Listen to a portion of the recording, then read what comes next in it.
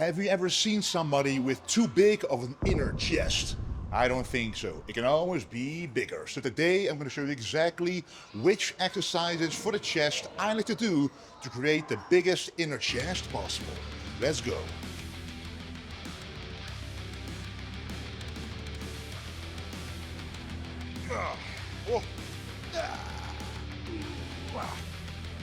So the first movement is going to be the classic chest press.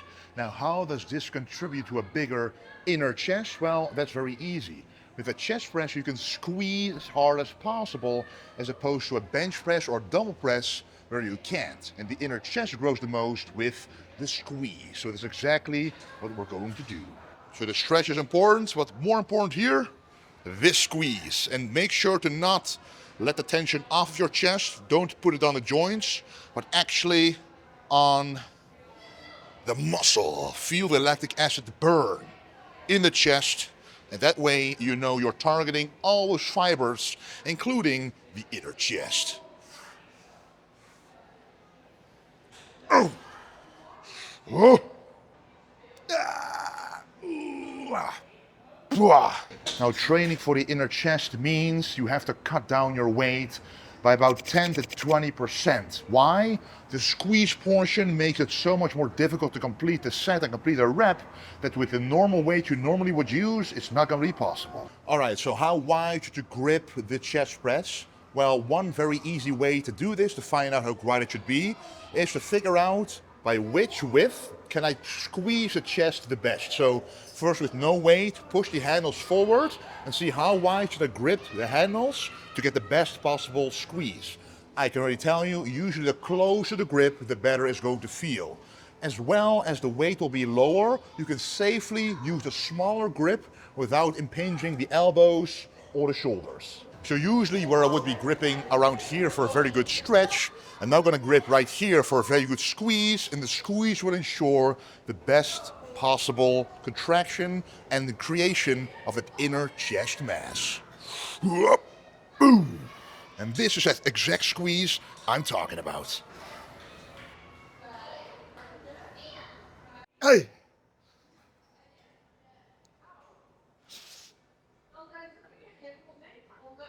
Oof! Yo!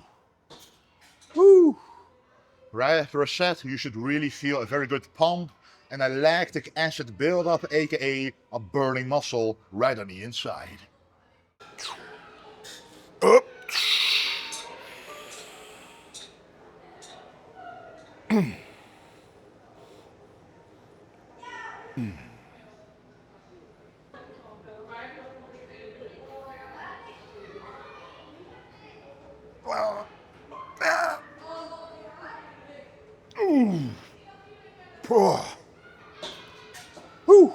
On this exercise, this first chest press, I recommend at least 2 to 3 sets, but at least 3 in my opinion, to get the blood flowing, of 10 to 12 to 15 reps. If you're lowering the weight, we focus more on the squeeze and not on the heavy weights. Next exercise, another chest press, but this time one of my favorite techniques to get a full bursting chest. It is called, in my opinion, what I like to do it, hammer grip chest press. Like you're holding a hammer, 2 handles, squeezing the chest as hard as possible. So, one thing I like to do here is sit nice and low to be able to not just squeeze the lower chest, but also the upper chest. With a bigger filled upper chest, you'll be able to showcase a much fuller closed chest with a much bigger appearing inner chest as well. So this is the hammer grip I was mentioning. You grip the handles like this. Most chest presses have this option. Of course, this Gym 80 machine has it standard. And then, as you can see, as I'm pushing forward, I'm already automatically pushing my arms together, my hands together. And when you focus on pushing the biceps together like this, automatically you get a very good squeeze in the chest. So what you really want to focus on, because here you get a nice stretch, but that's not the important part. The important part here is, that squeeze. And right now I feel it more in the upper chest than the lower chest, and that's how you know how high your seat should be. You want to hold the squeeze for about 1 to 2 seconds, or 1.5 seconds, to make sure you really respect that squeeze. Go back nice and slow to the stretch, but don't overstretch. Really focus more on the squeeze and getting blood in the muscle.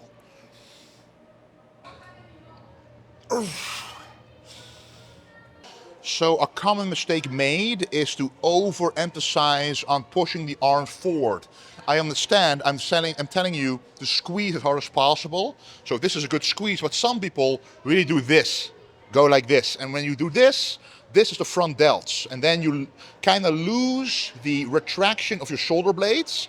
You feel your rear delts leaving the seat behind you, and the front delts are now engaged. It's not going to be the chest, it's the front delts, guys. That's when you get a lot of chest injuries, but also front delt injuries, those nagging pains that don't go away.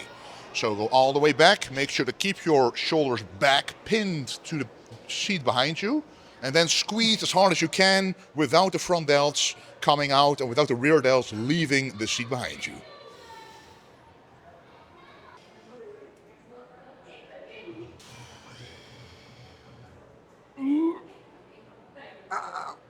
Okay. Oh. Oy, oy, oy. A big part of bodybuilding is actually seeing the chest. Respect yourself to see that inner chest you're working on, which is why I like to wear the Able stringers, which are light material, showcase your muscles, and you can use code Wesley for the ultimate golden discount. Thank you as always for that golden support. So this grip is of course a little bit more specialized, the hammer or neutral grip, which means in my opinion you should not stick around 8 to 12, but more 12 to 15. A little lower weight, a little higher volume to safely feel the squeeze and not risk any form of injury or elbow or shoulder impingement on this movement.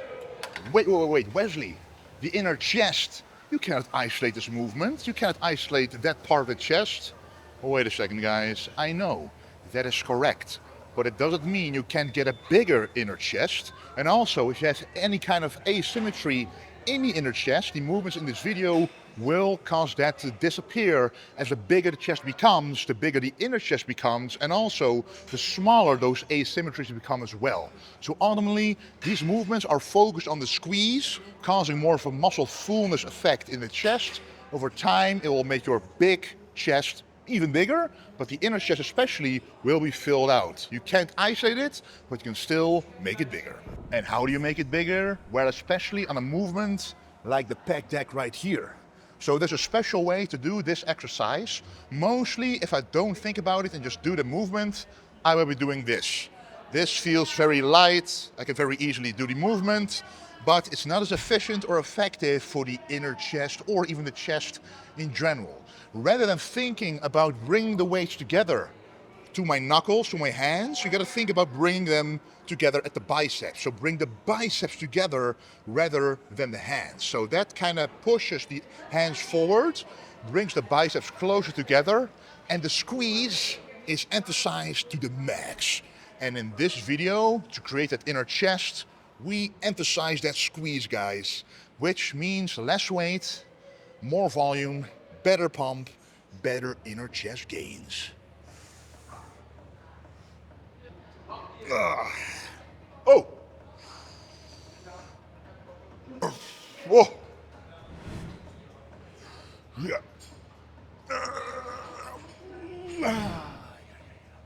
Man, if you, let's say you do 100 pounds on this, cut it down in half. That's all you need, especially when you do this at the last movement, which I do recommend you do.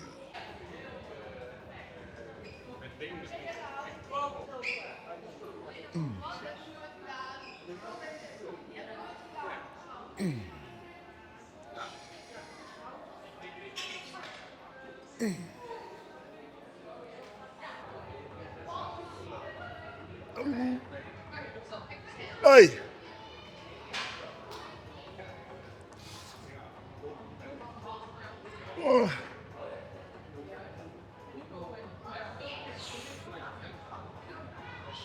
Oh, yeah. Oh, man. If there is any exercise where you want to go higher volume, it would be the pec deck like this. At least 3 sets. And you can go to failure here, no problem at all. 15 plus reps at least. Of course, you can do the pec deck, but also the cable flies. Usually one of these two will be occupied in your gym, so you want to have several options to do. So there's a different way to do this. This would be the regular way, of course. You're just standing like this, doing a fly. But even then, the cable pulley will be all the way up there, which means you will be hitting a different part of the chest. I am putting the cable pulley exactly at the height of my chest right here, so kind of the lower chest area, to make sure the shoulders are out of the movement and to get the chest as much in there as possible. So to do this one correctly, instead of standing right here, you want to stand way more forward to allow the pulling motion of these cables to be much stronger, which means the squeeze is automatically much harder as well.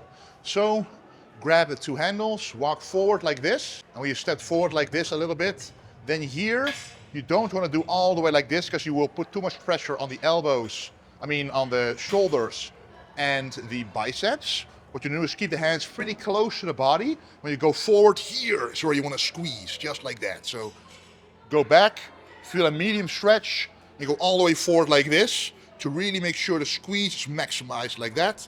So the motion is quite short, protecting the biceps, protecting the shoulders, and maximizing the stress on the chest.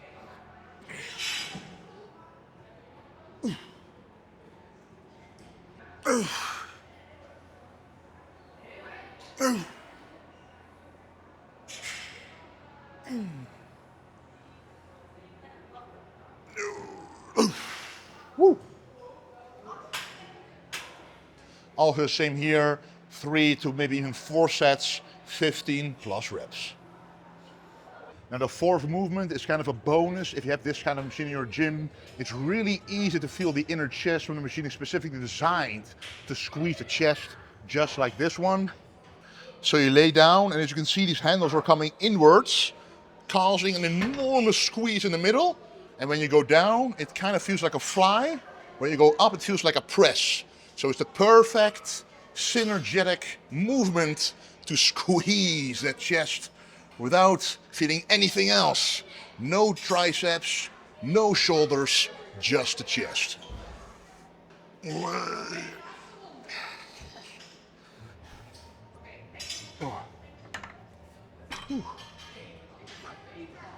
So only if you have a machine like this at your gym, it will be a nice one to do, but obviously the first 3 movements I did are more or less sufficient to create that incredible inner chest.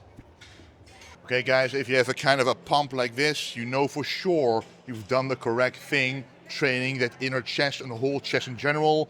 Now these were my 3, maybe even 4 movements you can do to create the biggest chest you can with a filled out inner chest. If you like this video, let me know down below, and also which other muscle groups you want me to see do for you guys. What do you want to grow? What do you want to get bigger?